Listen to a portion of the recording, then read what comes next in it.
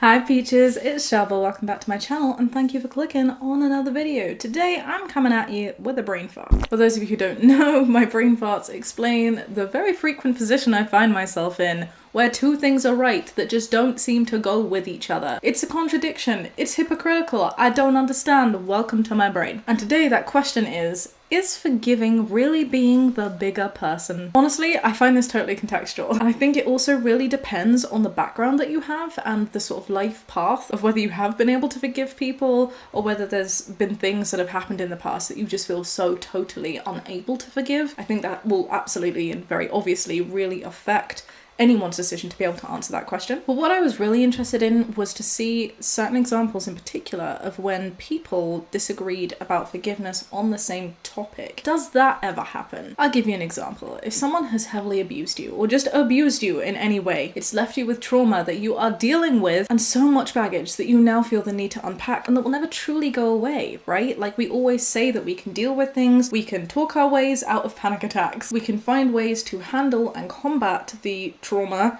that then leads us into making somewhat biased decisions that you wouldn't have otherwise made if you didn't experience something so horrible. And in those situations, do you need to forgive the person that did that to you? Absolutely not. Would you ever find someone who would say, yes, you need to forgive this? Actually, I say absolutely not. Maybe I'm saying that because of the circles that I run in and because of my past experience. But maybe there are absolutely some people out there who think that something like that is totally forgivable. I don't know. So I asked you. I went online. I went on Instagram. If you don't follow me on Instagram, it's where I do a lot of little, I say data collection. Is it really? It is data collection. It's not as scientific as the stuff that I did in my PhD, but sure, let's call it science. I specifically asked, is forgiving being the better person? And the results came out 40% yes, which was higher than I thought, and 60% no. That's pretty divisive. There is a large chance that someone is going to sit on the fence or side one way or the other, and I found that so interesting. So I asked a follow-up. I said, I get that sometimes forgiving is the right thing to do, but there are definitely contexts in which you should never feel the pressure to forgive or even move on if you do not wish to. And I asked people who are comfortable to anonymously share with me some of the situations that they felt on one way or the other. Someone that meant a lot to me left my life very harshly suddenly a year ago and is now moving back to our hometown and made contact to clear the air. Oh, that in itself is really frustrating, right? Because you're like, am I doing this for me or am I doing this for you? It's just like saying sorry, or if you are coming to clear the air, like, are you doing this for this person that you hurt? Or are you doing this for yourself? And if the answer is it doesn't actually help the person that you hurt, maybe you shouldn't be doing it. I very much wanted to forgive them and put it all behind me, and I thought I was able to, but they're planning to show up to things I'm involved in, like my local orchestra, which was a respite for me when they left. So I've completely changed my mind and decided not to forgive them because they have no place in my life and I have no regrets. I'm really happy for you that you have no regrets. You have to do what's best for you in life. I think that's, as cheesy as it sounds, that's always been my mantra, right? You do you. Sometimes that does mean that you are hurting other people, absolutely, and I guess you just have to decide if that's something that you can live with, or if part of the you do you thing and standing by your own values and therefore kind of not doing you but doing you because you're not doing you. Does that make sense? I hope that makes sense. But fair enough. Someone else says the pressure to forgive an abuser or to move on and stop holding family members accountable for how they hurt you. Too often the abused live with lifelong trauma, with lifelong need to work on it and deal with the consequences. Yet everyone goes out of their way to add to the burden of you must forgive, you must let the past rest, and you must be quiet. This really bugs me. And do you know what else? It really bugs me when this is being demanded, when the past isn't even looked into or no closure has been given to the situation. The amount of times that I have experienced or I've seen other people be told there's no point in looking back.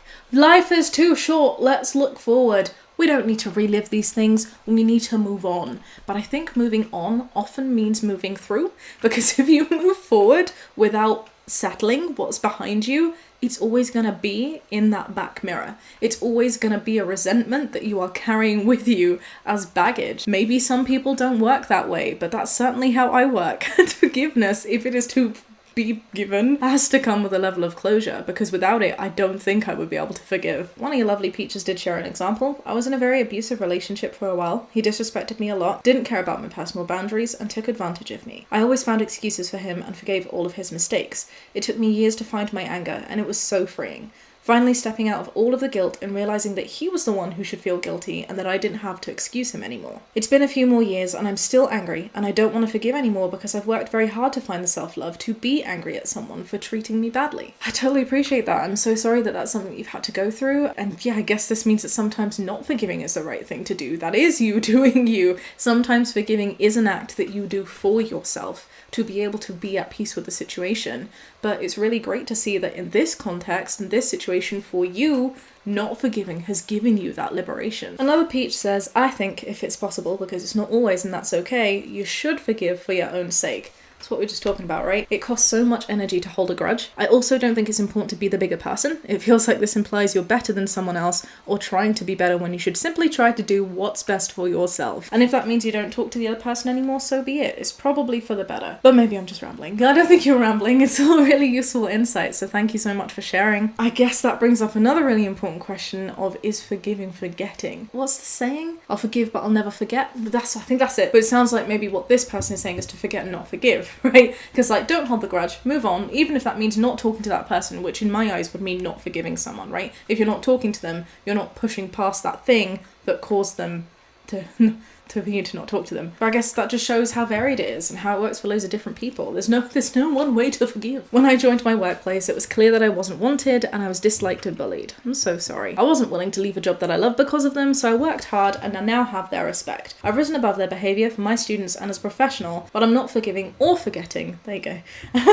and remain guarded. It's balancing my own mental health, staying in a job that I love, but also knowing that holding a grudge benefits no one. Not sure if that's the sort of thing you meant. P.S. found you through Alex and Em. Alex and Em are very lovely. You should totally check out their podcast. Should I delete that? We were indeed on an episode. It was good fun. But to your point, it's really interesting that people are saying that holding grudges never benefit anyone. I totally see that. But at the same time, I'm not sure if I agree with it. No, that's not what I meant to say. I totally see and agree how it can help some people. I'm just not sure if that's something that I would be capable of doing. To what extent do you choose to forgive? You know, how much can you really be in control of not holding a grudge? And how much can you therefore be in control of not forgiving? Because I don't understand how to not be in a grudge with someone unless I've truly been able to forgive them, right? I'm really glad though that you were able to put that behind you, that you were able to work through it and maintain an environment where you're still interacting with those people. That makes a lot of sense as to why you would want to do that. My mum offered and gave my younger brother the option to be homeschooled when I'd begged and pleaded for years to be homeschooled myself. I had to go to school that I hated whilst my brother got to study when he wanted to. To this day, my mother still doesn't accept how deeply traumatic and distressing it was for me and how I still get triggered because of it. I love my mum, I need my mum, but it's something I'll never be able to forgive her for. At least not until she takes responsibility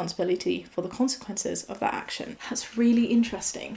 Mostly that I love and I need, but I can't forgive. I worry about that dynamic and it almost feels like there's something there that is stopping you from being able to do what it is that you want to do. Perhaps suggesting that forgiveness has to come with some form of freedom in order to be able to forgive, which I guess makes sense. If you think about abusive relationships, abusive partners, the number of people who are unable, either who are forced into forgiving or not wanting to forgive but literally cannot get away and so can't even think about that too deeply because doing so means not having a roof over your head or not being able to support yourself in some very integral way. A lot of people have said that they've been in really abusive situations and it pains my soul to hear that. I'm so sorry that so many people have had to go through that. It's unbelievable to me that in our community full of so many variation, it was such a common answer. But alongside sharing that people have gone through abuse, the most common answer was people saying that that is the one thing they would never, ever forgive. They'd never allow it. But it clearly doesn't work for everyone because someone else had said here, I think forgiveness has to be more for ourselves than for the other person. I forgive someone who abused me to an extent, not because his actions were okay, but because I know why he did it and what pain in his own life led him to do it. I do find that really interesting. To me, that's a concept of it may not have been his fault, but it's still certainly his problem. And because it's his problem, he has no right to inflict that pain on other people. I don't think anybody ever chooses to be a bad person or chooses to be an abuser. 9.9 times out of 10, the people who end up acting in horrible ways that degrade other people's human rights is because they themselves have been treated negatively or have been brought up in a way to be told that it was okay. That still doesn't entitle anyone to do it, but if someone feels like they're in a position to forgive, then that's totally their choice. It's their prerogative, right? If he'd been able, says this person, if he'd been able to forgive himself all those situations, then it could have avoided becoming an abuser himself. That's not to say that it's all water under the bridge. I think forgiveness has to come with an acknowledgement that the action wasn't okay. They shouldn't have done it. You didn't deserve it, and it should never happen again. Forgiveness is for your own benefit, not theirs. I think it's understanding why/how it happened and moving on and growing from it for your own sake. Thank you so much, everybody, for sharing. Really interesting to understand other people's boundaries and to also understand how varied it is. I don't think this is something that can be answered. I think it's a really personal thing. Whether being able to give forgiveness in a particular context is truly being the bigger person. I think as a general rule, it's one of these things that we really have to unlearn. Forgiveness is not an automatic thing. It's not something that you should feel compelled to do, and it's certainly not something that doing so makes you a saint for doing that. I think that is actually a lie that we're being told. That's what we have to unlearn from people who just want an easy life and who think that forgiveness is a really easy way that you forgiving makes everyone else's life easier and so you should do it, which isn't the case. So I hope this has provided some form of help if you're going through something where you feel you need to understand the concept of forgiveness and understand if that is a move that you are willing to take, whatever it is that you're going through. I wish you the best of luck with it.